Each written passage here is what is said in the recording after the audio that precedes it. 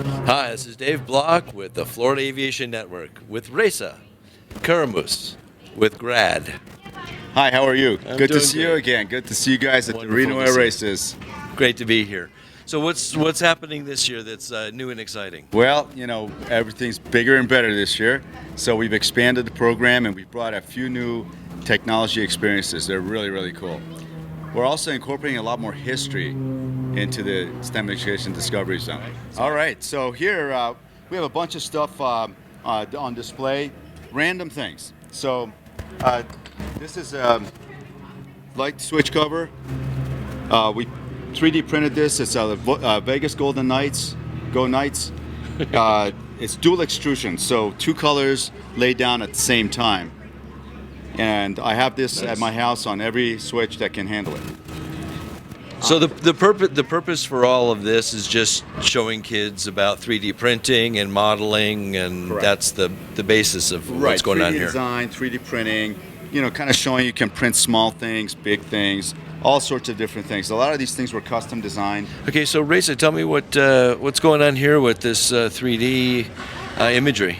Okay, so this is what we introduced here last year, and we've raised the bar this year. Our models are a lot nicer, more detailed. A lot of the planes, not this year, you can go inside the cockpit. So basically what you have is we have an app we've developed both for Android and for the iOS. The Android is on the App Store. It's called GRADD AR Plus. And so when I look at that steel racing plane, when I put the camera against it, the model pops up, and I can go ahead and manipulate the model, zoom in on it, turn it. I can also just push the button and turn it to the orientation I want. Let's say I want to look inside the cockpit. I can just go ahead and turn it and go, okay, well, that's what it looks like in there. I can hit a button. The information comes up on that particular plane. I can go back, and let's say I want to look at the Thunderbird plane that's right back here. Yeah. So I can turn it, zoom in. So very detailed. So this year we have the passport also activated on AR. So in celebration of the 50th anniversary of the Apollo 11 and the Saturn V, if you put the app against the Saturn V or the front of the passport, the original video of the Saturn V launch comes up. You just hit play, and it'll go ahead and play the full video with sound. If I flip that card over, it brings up the Reno promotional video, Reno Air Races promotional video. Great technology, great use. It's awesome stuff. Never gets old. So, So now what do we have here, Reza? So this year we've got some cool technology experiments. This is a guitar with no strings. As you can see, there's no strings here, but it plays.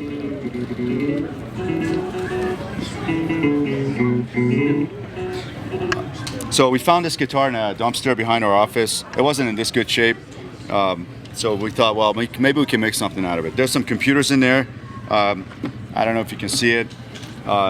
And we laser cut and laser engraved these rectangular notches out of here, and then CNC'd some aluminum pieces to put in there. Wires run behind, touch those. And I'm grounding it here while I'm playing. And we also have macros for it, so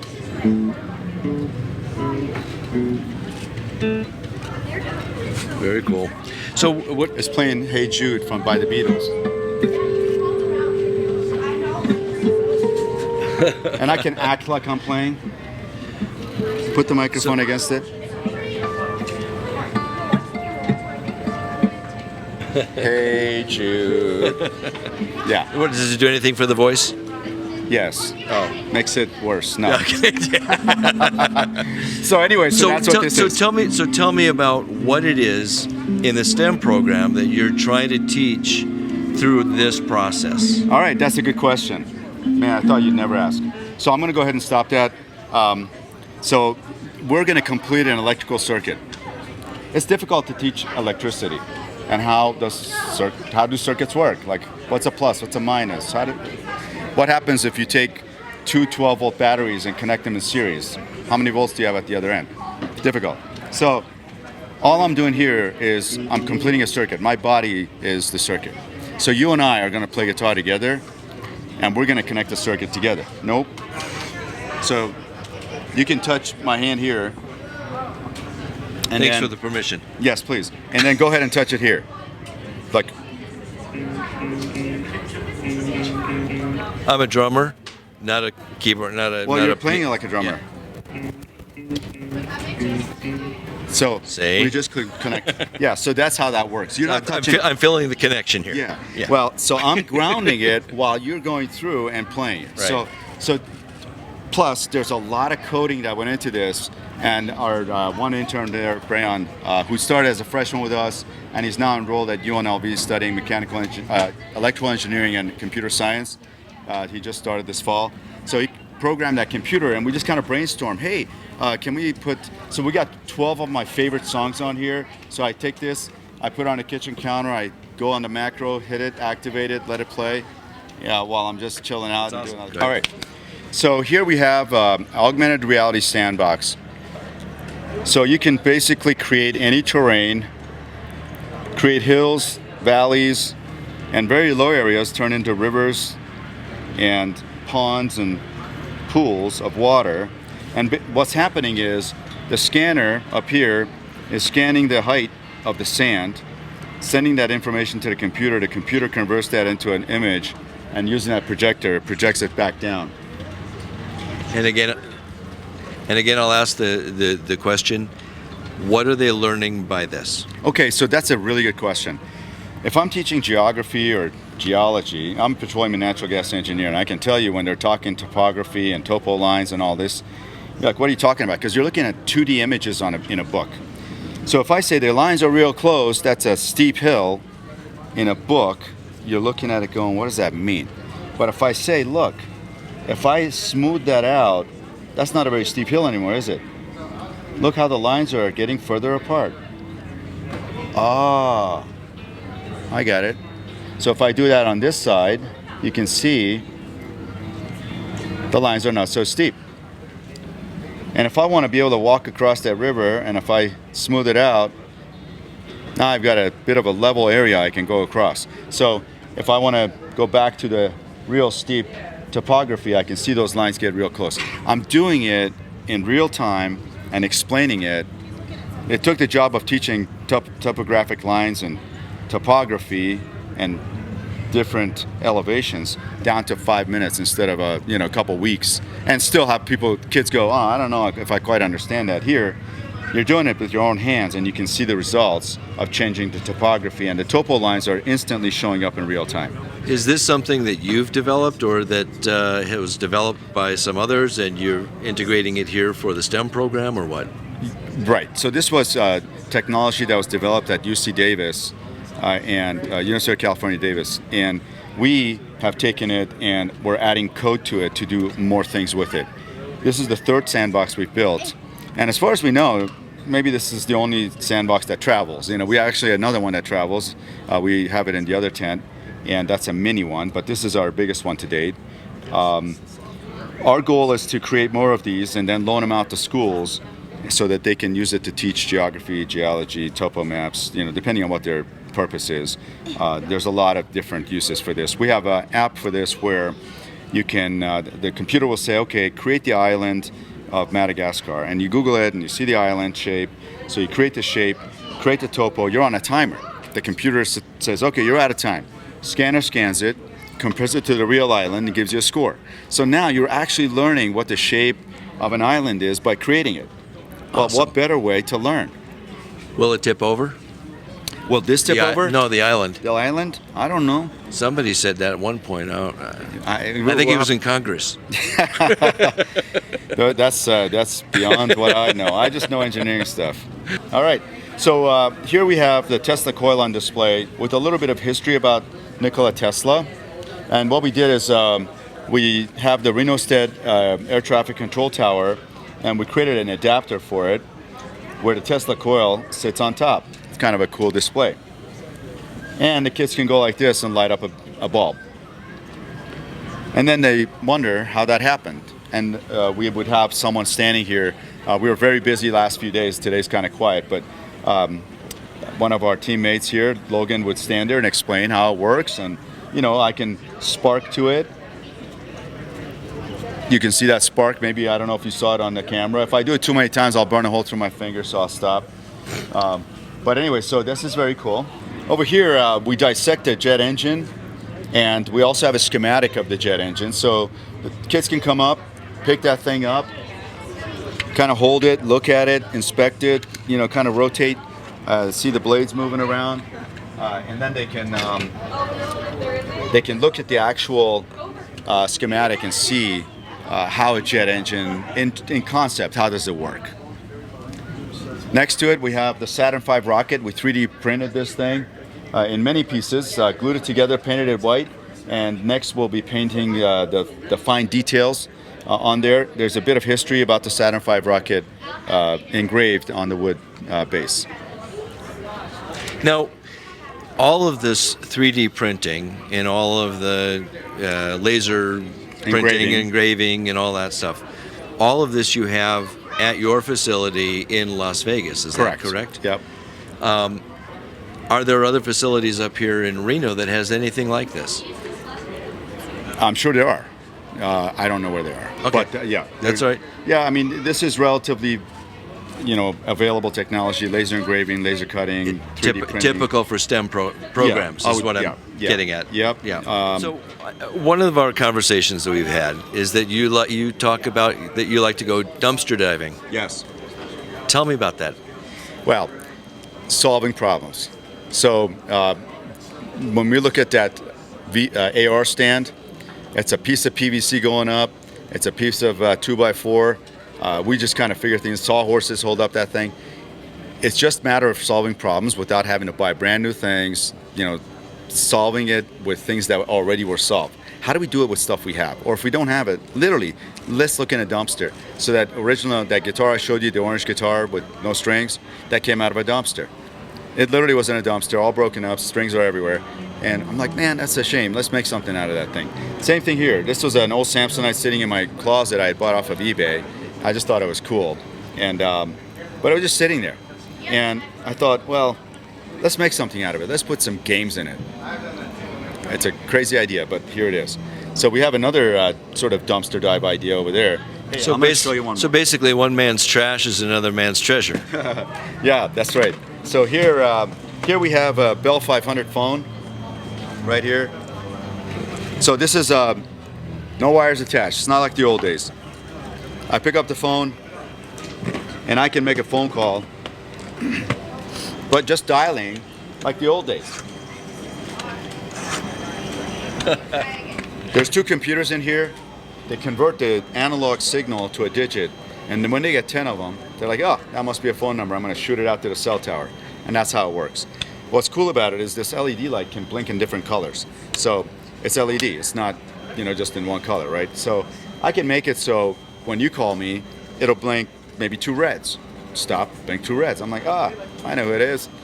So that's how we can make an old phone with no caller ID be a little smarter. On this battery pack, we fired this thing up Tuesday night when we got here, tested it. It's at 44% now, but it was 100% when we started the week. This will run for another probably week, roughly, because it's been heavily used. I don't know how many calls we've made, but I have to look at our call records when we get back to Las Vegas. But there's no GPS in here. There's no altimeter, there's no anything, right? There's no accelerometer, there's nothing. It's just gonna make a phone call for you and receive a phone call. There's no texting. So the beauty of it is it lasts forever. Yeah, let's head over to the other tent. We got some robotics and things like that over there, right? We sure do. Awesome. Let's make it happen. We do have so a big robot. We're now in the robot tent, and tell me about what these kids are doing, and tell me about what it is that you're teaching about robotics here. Well, we have a whole robotics program here. Lots of different robots, different sizes and shapes, and different challenges. So the kids have these controllers. They're wireless, and they pick up cubes and other cones and things, move it from one place to another. What's cool about it is, A, they're fascinated by robots, and B, they learn, they ask questions, how does it work, or how do I program it, or how come this one has a different shape, this one has an arm, this one has a claw. So we teach them about how you can configure robots to do different things. And as you can see, there's a lot of different activities and different things they're doing with them. The robots have sensors. Each one's configured differently. Some have little sensors in the front. They can sense things that are in the way. Some have arms and claws. Some can pick things up. Some can push things. So, yeah, a lot of different ways to do this. Are these typically Arduino controllers? Or? So these are not. These are called VEX. A lot of schools have these VEX kits. They do VEX competitions. So we have VEX EDR, which is the metal kind on the table there. And then we have VEX IQ. And what's cool about it is a lot of schools are starting to incorporate some of these robotics programs and after-school programs, involve themselves in competitions, and really introduce the young to really the wild world of robots and how many things you can do with them. This is a great way to get them started.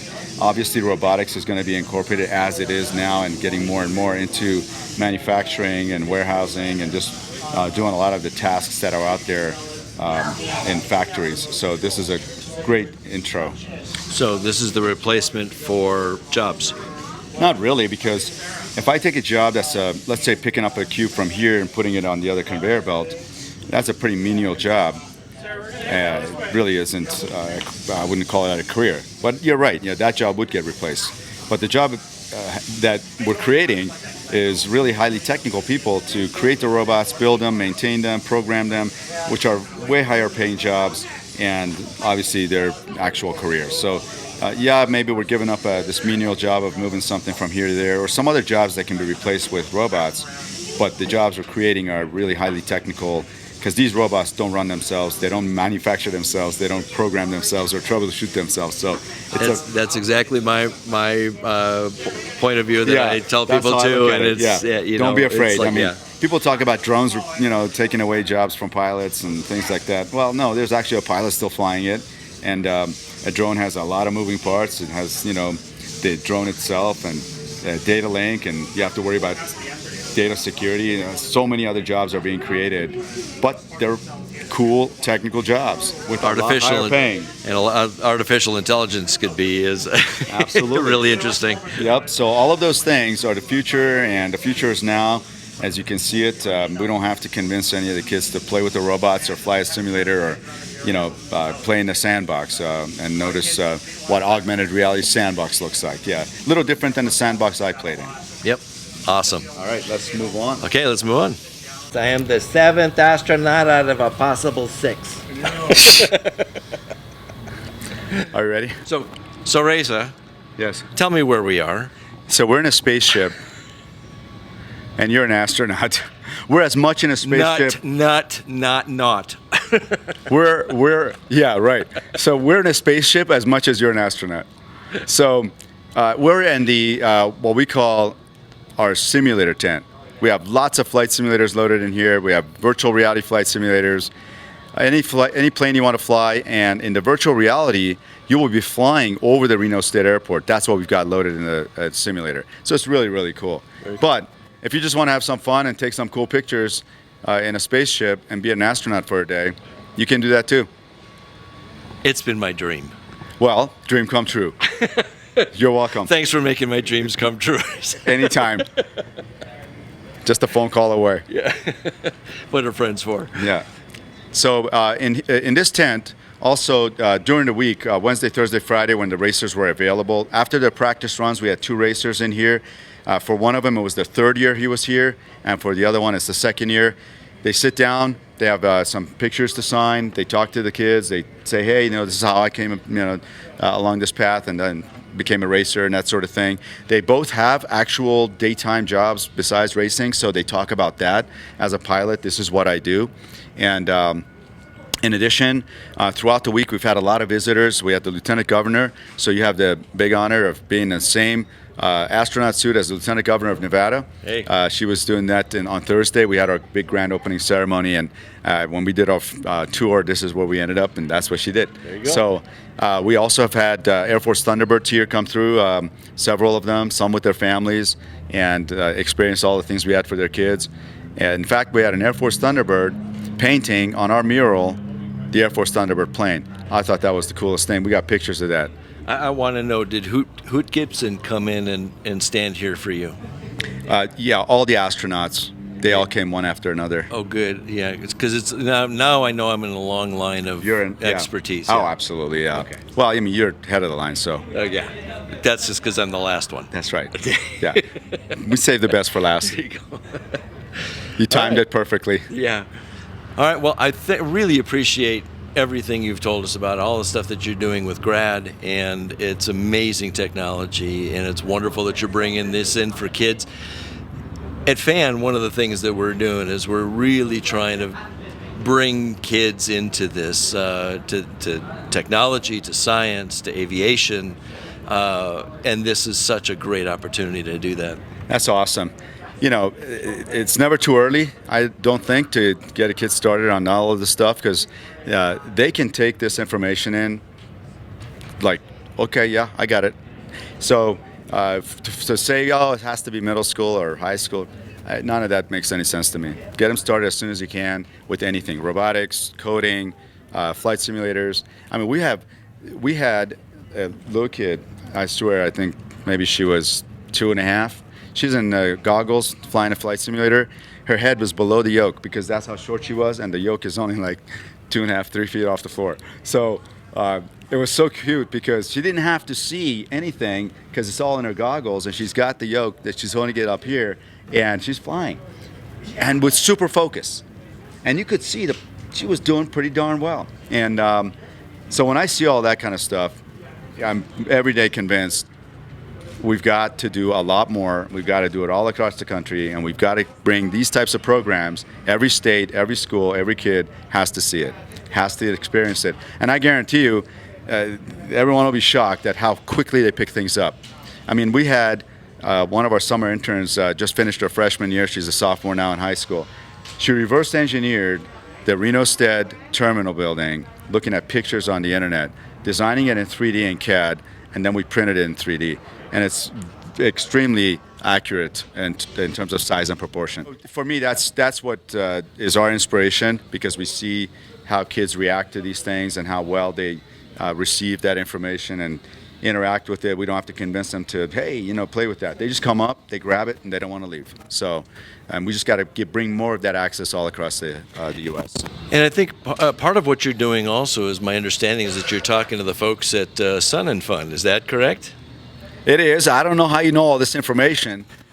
You must have. I know people. Yeah, you must have an operative somewhere around here. I'm going to have to see if someone's wearing a wire. So, yeah, we had some folks, the high-ups of Sun and Fun here a couple of days ago, and they're asking me some questions and want some of our stuff down at your show down in Florida. So we'll see where it goes. But, yeah, my goal is to take it all across the country, so one place at a time. And we are the official Reno Air Races STEM education youth activity and youth outreach partner. We want to do that for every air show and all over the country. I mean, there's no reason why we don't have everywhere this kind of access. That's great. Yeah. Well, this is Dave Block at the Reno Air Races 2019 with Reza Karamooz, and this incredible program of GRADD and the STEM programs that he's dealing with and promoting and all across the nation, which is so wonderful. And I think we're good. Yeah, we're good. Covered pretty much a lot of territory. You guys are welcome to just walk around and talk to the kids and ask some questions, take pictures. Let me ask you this question: if somebody needs to get a hold of you for more information, how do they do that? It's real simple. My email is Reza, R-E-Z-A, at gradd.co, G-R-A-D-D.co. Reza, R-E-Z-A, at GRADCO. That's it. That's awesome. Yeah. All right, I think that's a wrap. It's Dave Block for Florida Aviation Network, coming to you live from from Florida. No, we're in Reno. Reno Air Races, Reno Air Races in 2019. Have a great day. All right.